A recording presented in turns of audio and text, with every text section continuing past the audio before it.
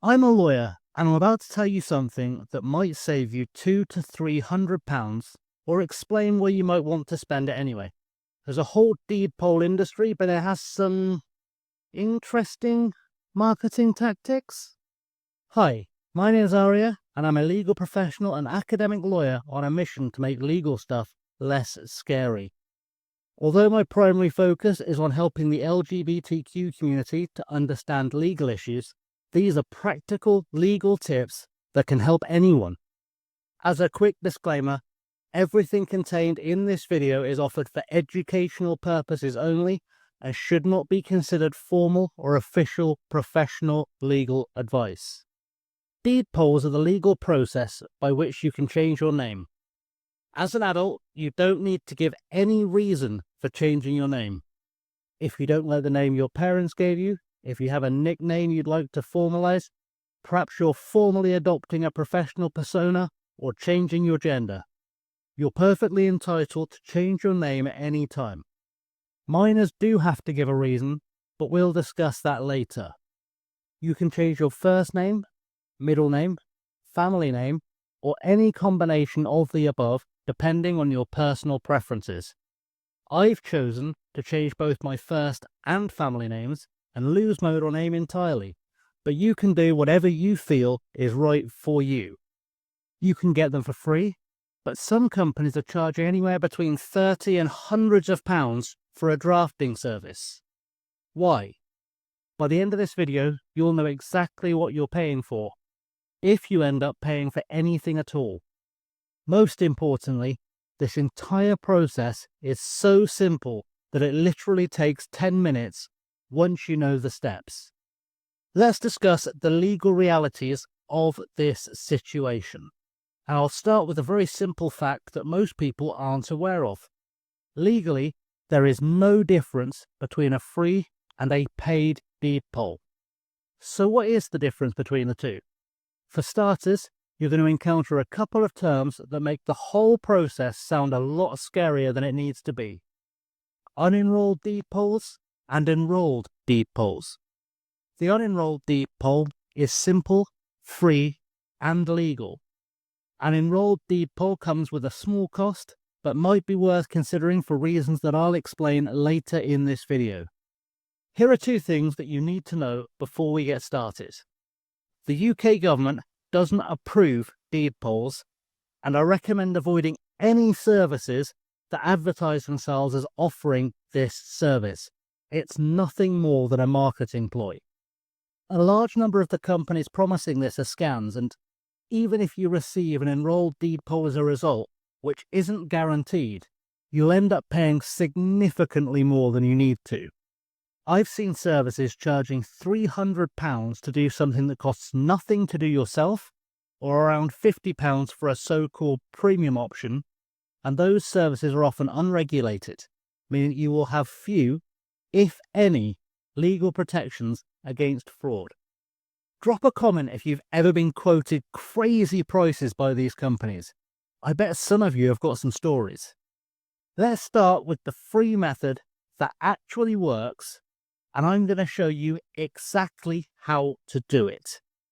If you want to go with a free or unenrolled deed poll, it's as simple as drafting a document and signing it in the presence of one or two witnesses who aren't related to you and do not live at the same address.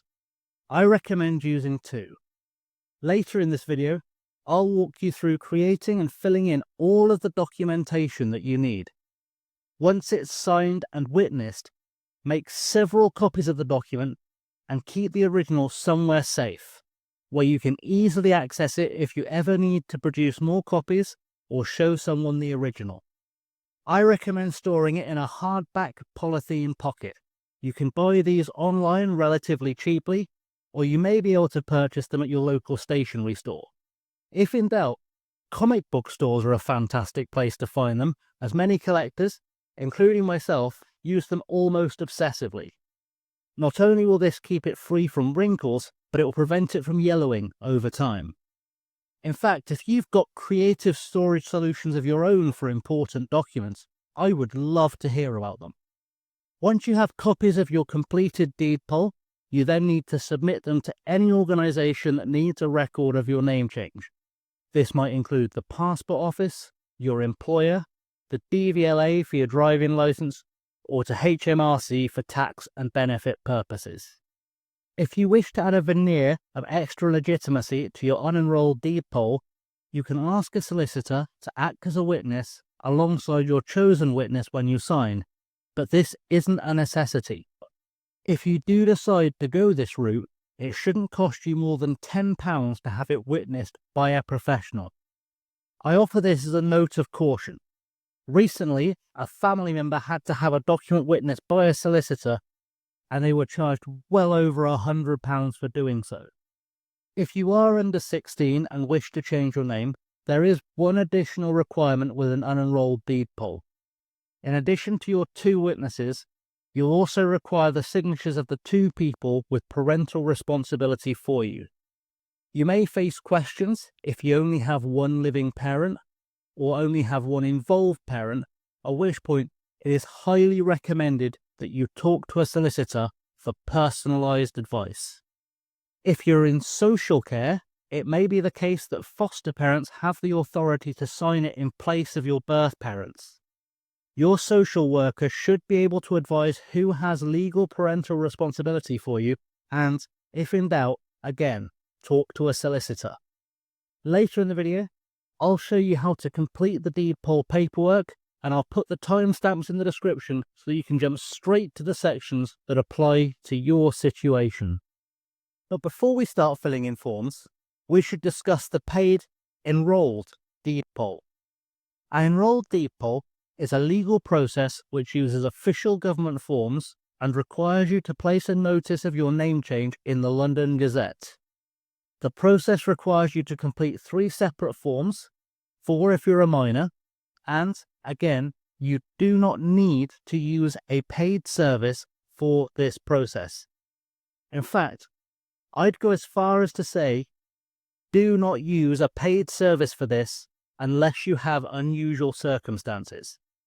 And yes, I'll include all the official government links in the description. No dodgy third-party sites here, and I'll walk you through completing them later on, but I'll explain what each of them is and the purpose of them as briefly as I can. The first form is the change of name deed for an adult, or an LOC 020.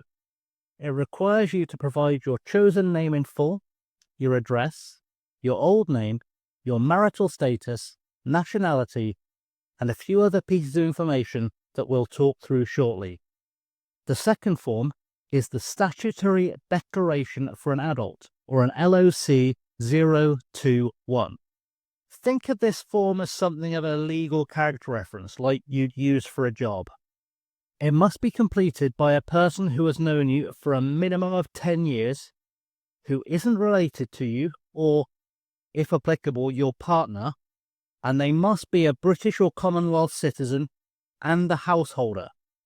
The term householder can be scary, but they do not need to own their home.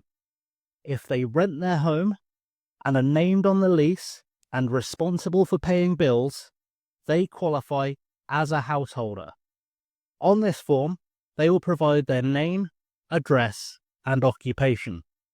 As a quick aside, unlike your passport, they don't require that their occupation be from an approved list, but, for peace of mind, I recommend trying to find someone from the occupation list anyway. The statutory declaration also requires them to declare their citizenship status, to input your address, make a declaration for how long they have known you, and give your new and old names. Again, there are extra steps that I'll walk you through when we complete the form together. Once completed, you must take your statutory declaration, as well as the person who completed it, to the office of either your chosen solicitor, a commissioner for oaths, or an officer of the senior court, where they will legally swear that the information that they have given is true. I recommend using a solicitor for this process, for no other reason than solicitors are much easier to find with a quick Google search. Just remember to call them first to make sure they are willing and able to help you through this process. In theory, any qualified solicitor can do this, but many don't know that they can, and if it's outside their area of expertise, they may not be comfortable doing so. You also shouldn't pay more than £10 for this service. Be prepared to pay cash, as they often don't accept card payments for this service. The final form is the Notice for the London Gazette, or the LOC 025. You will give the date on which you signed the original deed poll, your new name, your old name, your address, and a few other pieces of information that, once again, we'll complete an example of together later in this video. There is a fee for an enrolled deed poll. At the time of this writing, that fee is £50.32, which breaks down to an £11 court enrolment fee, a £29.52 advertisement charge, and a copy of the Gazette with your name change at £9.80. The government website tells you how you can make these payments by card, by cheque, or by postal order. There are separate forms for an enrolled deed poll for those under 16, and they are broadly similar to those for adults. I'll talk you through the specific differences when we complete those examples later. You will also be required to submit additional documentation when enrolling a deed poll. You will be asked to prove that you're either a British citizen or a citizen of a Commonwealth country or one of the British overseas dependencies. If you aren't sure if you're a citizen of any of these countries, you probably aren't. They will ask you to provide copies of your birth certificate, a valid in-date passport, or your certificate of naturalisation. If you are married or in a civil partnership, you'll have to provide evidence of the union, such as a marriage certificate.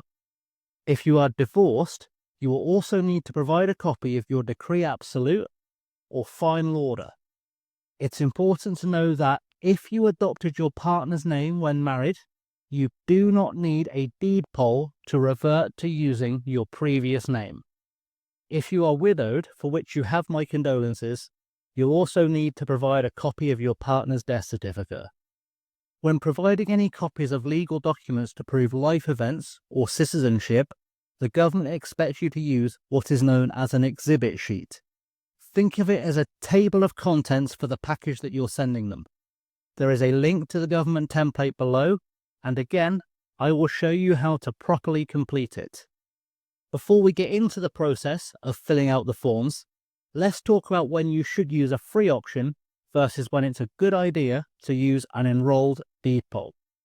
As I said previously, it's important to remember that neither version is more legally valid. They both hold the same weight under the law. Aside from being free, the unenrolled deed poll is relatively simple and very quick, but you may have to be patient with bureaucracy. You will encounter people who don't understand that an unenrolled deed poll is completely legal. You will go back and forth with tired administrators who are just following orders. If you have the capability and patience to calmly explain what you've learned in this video to them, do so. Or send them this video. I can't guarantee that they will change their minds, but don't let them tell you that you are wrong because you're on firm legal ground. There are some very good reasons, aside from convenience and price, that you might want to use an unenrolled deed poll. I recommend using an unenrolled deed poll in all circumstances where your personal security is at risk. This might be because you're at risk from stalking, escaping from domestic violence, or because your gender identity doesn't align with your dead name. The advantage of the unenrolled deed poll is that it doesn't leave an official paper trail. For example, if you were being stalked or escaping domestic violence, it prevents the publication of your current address and the connection of your two names in the public record. If you're trans, it hides the connection between your dead name and your chosen name. At this point, it's important to caution you that you are still obligated to inform all of those to whom you have a professional and financial responsibility that you have changed your name. Failure to disclose your name change to your landlord, utility providers, anyone you owe money to, or to government agencies or professional bodies could have serious legal consequences and is likely to lead to accusations of fraud.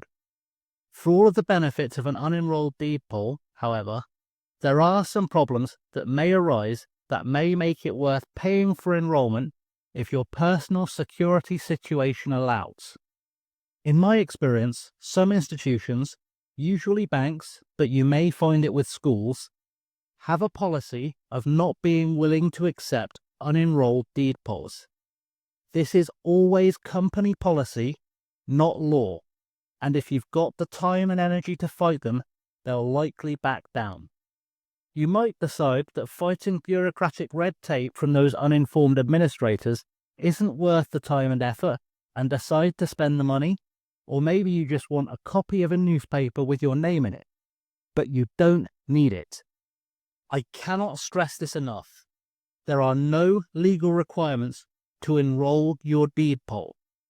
Also, when you're choosing a name, it's best to avoid choosing anything that might be offensive, contain special characters such as umlauts, or might cause confusion.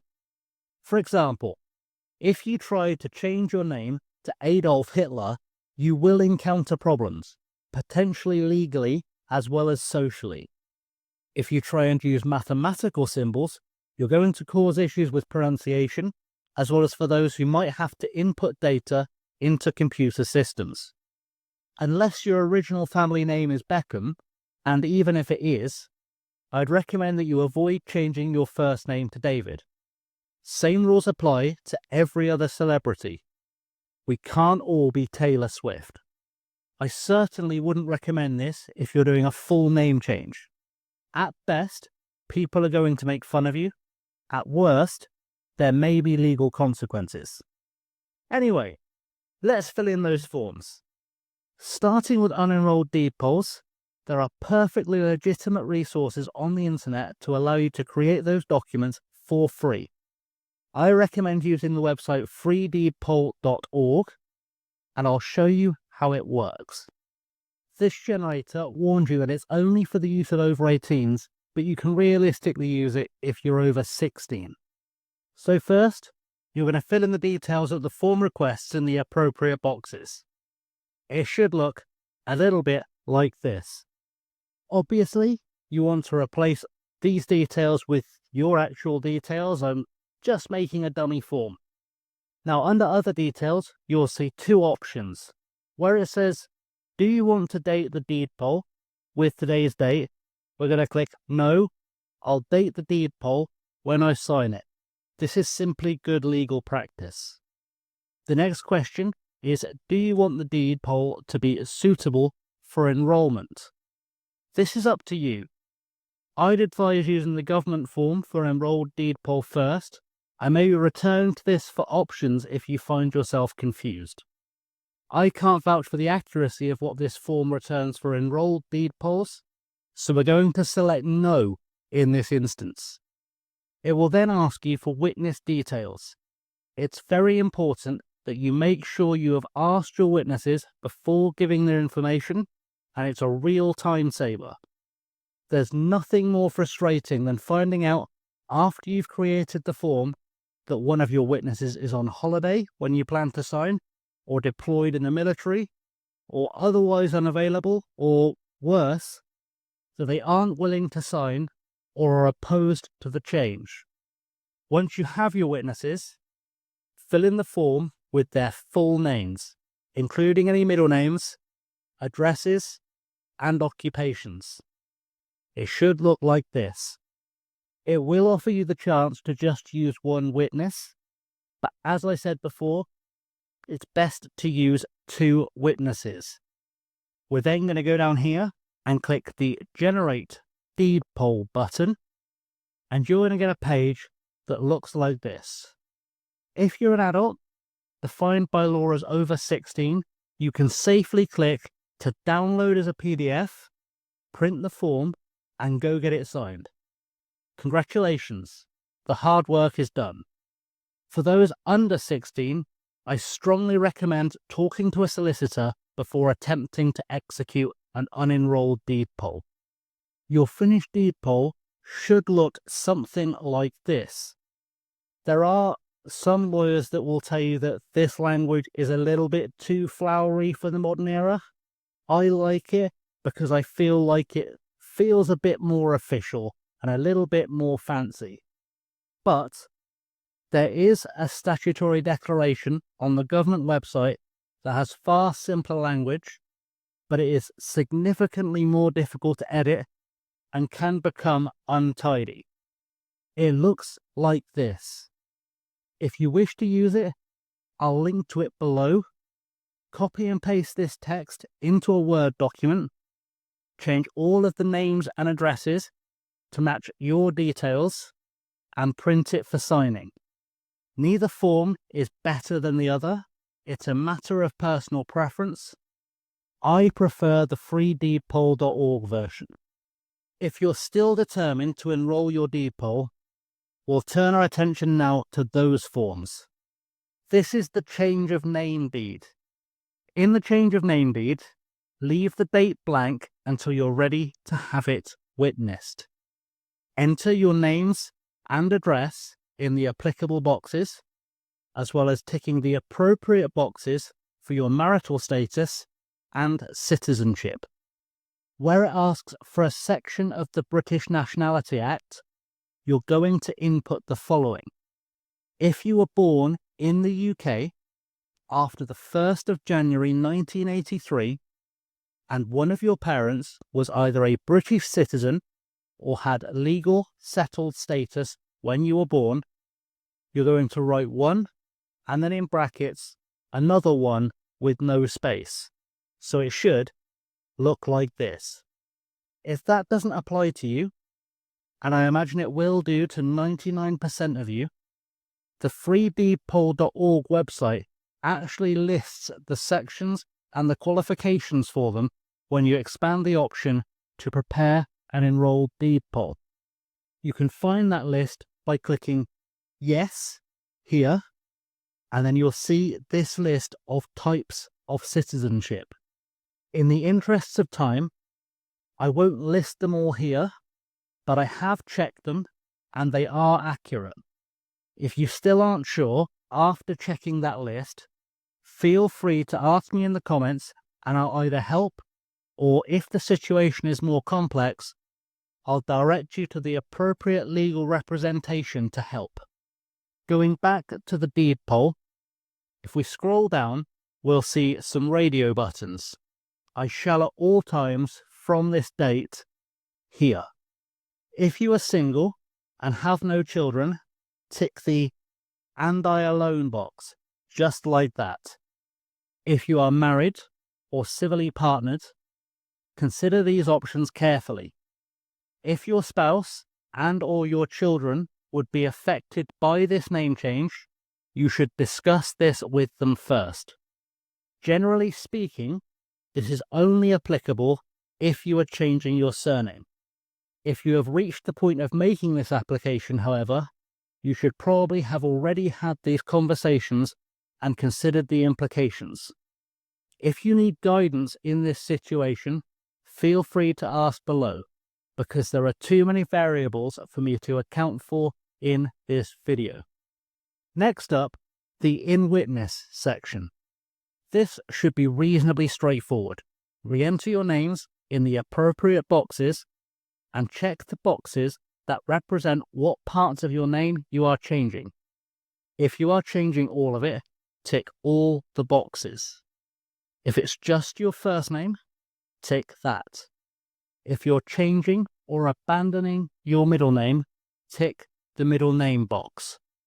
Like the Unenrolled form, you can pre-fill the witness details in the boxes at the bottom of the form, and you will sign all 4 of the top boxes in the presence of your witnesses. Well done. That's your deed poll form complete. Let's move on to the statutory declaration. This form is very similar to the others, so let's go through the differences.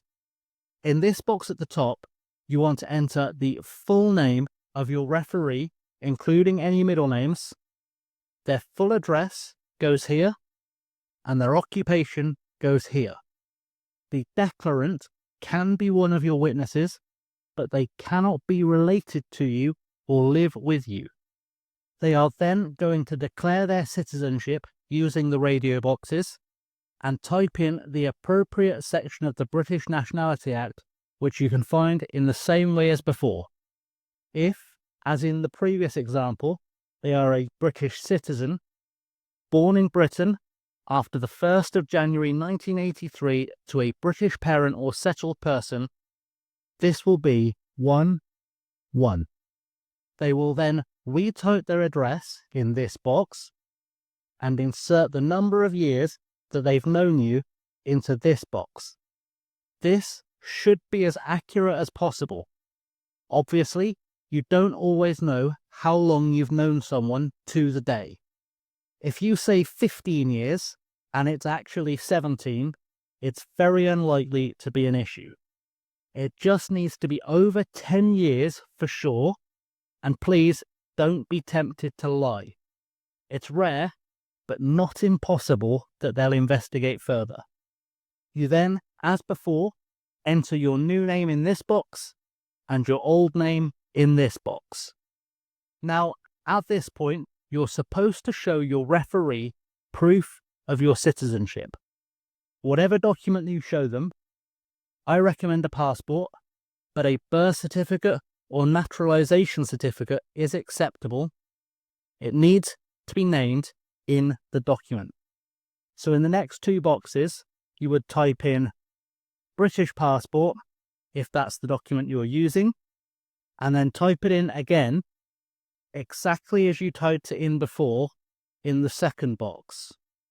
It does tell you this on the form. I'm reiterating it for safety. A lot of government forms these days are read by a computer rather than a person, so let's not take any risks. Next, again, you're going to enter your new name and then your old name. Your referee should then fill in the final section of the form in the presence of a solicitor who can make sure they fill in all of the details appropriately before signing as a witness. Finally, the notice for the Gazette. The first date here should be the date you gave on your deed poll. As it says, leave the second date blank. The rest should be fairly self-explanatory at this point, because you already gave this information on the deed poll form. You can just copy and paste it over.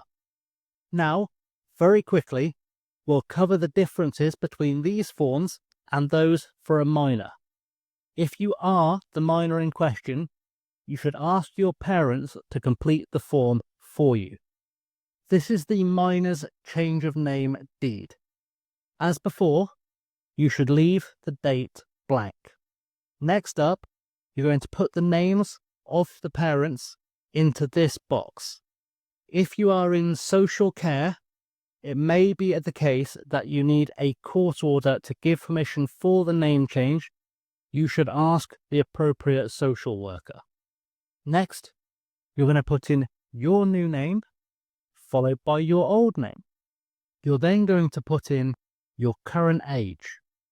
For those wondering why it asks the minor is single and aged, unfortunately, some countries still recognize and allow child marriage.